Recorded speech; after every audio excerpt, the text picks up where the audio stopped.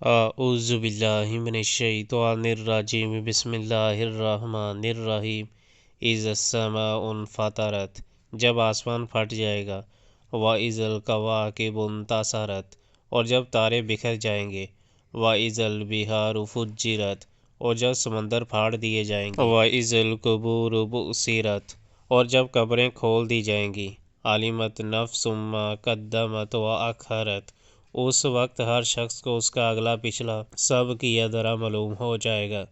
یا ایھا الانسان ما غرک بربک الکریم، اے انسان، کس چیز نے تجھے اپنے اس رب کریم کی طرف سے دھوکے میں ڈال دیا؟ الذی خلقک فسواک فعدلک، جس نے تجھے پیدا کیا، تجھے نقص سے درست کیا، تجھے متناسب بنایا، فی ای صورت ما شاء رکبک، اور جس صورت میں چاہا تجھ کو جوڑ کر تیار کیا۔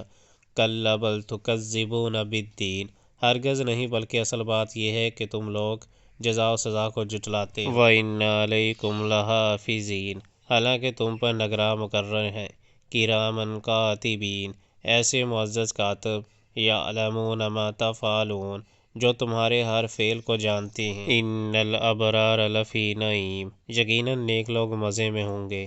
وَإِنَّ الْفُجَّارَ لَفِي جَحِيمٍ، اور بے شک بدکار لوگ جہنم میں جائیں گے۔ یصلونھا یوم الدین، جزا کے دن وہ اس میں داخل ہوں گے۔ وما ھم عنھا بغائبین، اور اس سے ہرگز غائب نہ ہو سکیں گے۔ وما ادراک ما یوم الدین، اور تم کیا جانتے ہو کہ وہ جزا کا دن کیا ہے؟